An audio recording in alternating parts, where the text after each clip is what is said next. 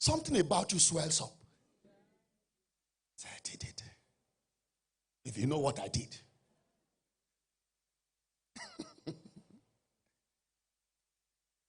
Now, for you to understand that word may, connect it to Isaiah 55 verse 3. Isaiah 55 verse 3. Incline your ear. Unto me. Hear. And your soul shall live. And I will make what? An everlasting covenant with you. And what did he call it? Even the sure mercies of David. Let's understand that. It was when it came to David's turn that mercies became sure. Mercy was no more probable. God made mercy a sure matter. Listen, it was when mercy became sure for him that you hear him say in Psalm 23, surely goodness, mercy shall follow me all the days of my life. How did he come about saying surely goodness, mercy? Because the mercies are sure.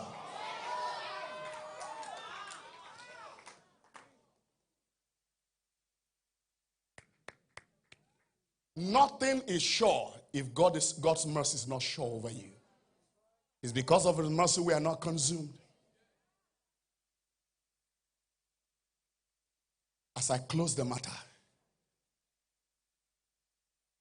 I can't overemphasize the issue of the mercy seat.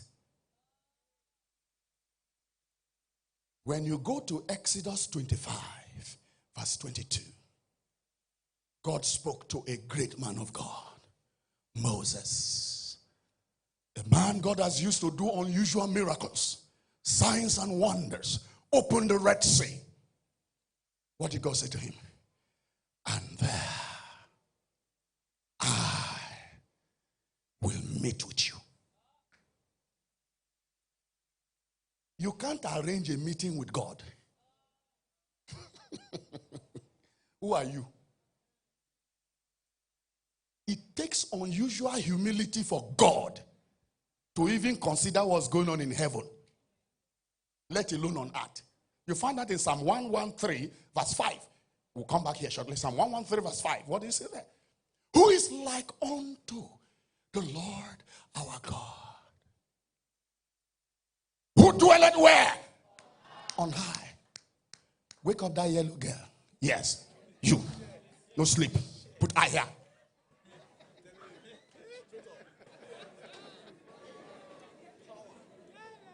Am I wasting your time?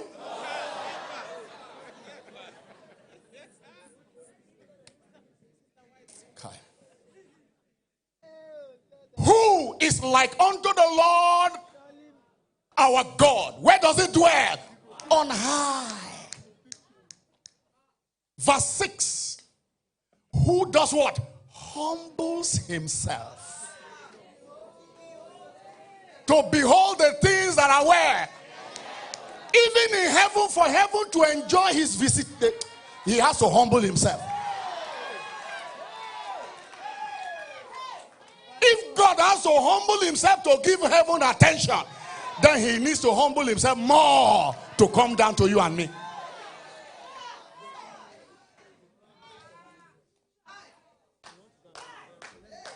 Never play with any visitation of God's presence in your life, because you don't know the humility it cost him.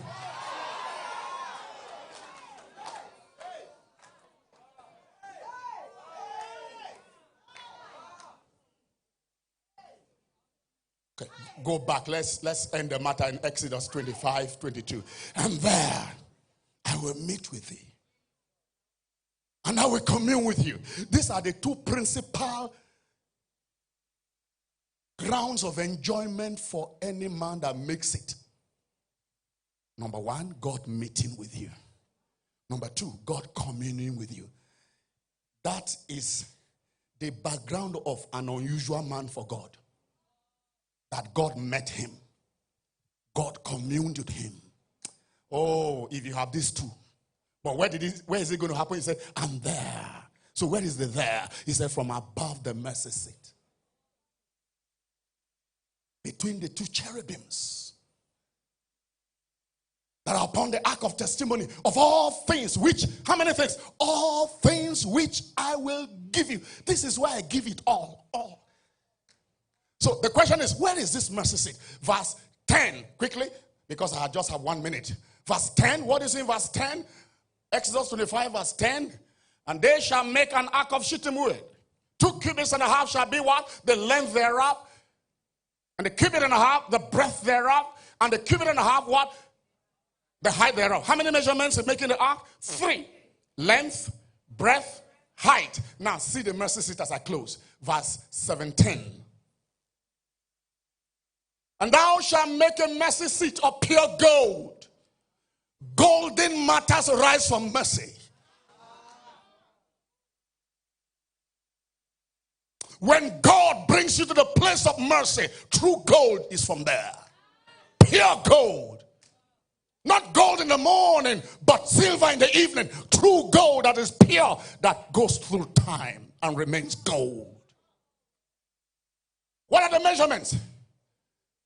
2 cubits and a half, the length thereof, and the cubit and a half, the breadth thereof. How many measurements for the mercy seat? 2. What are they? Length, breadth. Full stop. What are the 2 measurements? Length, breadth. For the mercy seat where God will meet with you and me. What is the measurement that is missing? Height. So the mercy seat has no provision for height. Where God intends to meet with you and me, you don't come with your height. It's a foolish man that comes to the Most High with his height. It's a foolish man that comes with knowledge to the omni knowing God. Have you had to put omni what now? Omni sign. Thank you very much.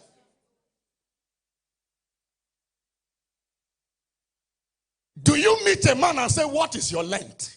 What's the normal question? What is your height? When do we refer to people in length and breadth only and not height? When they are dead.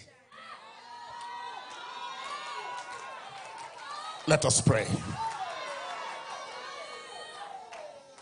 If you will not die to your height,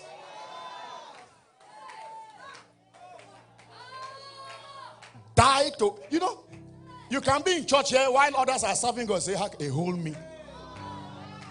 Do you know my position in the office? How can I be carrying chair here?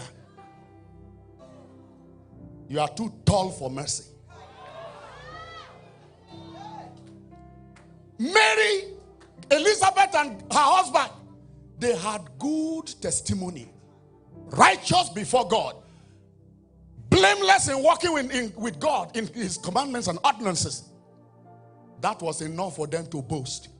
And God held back the baby. So that when this baby comes, you won't boast that if you know how right we were before God.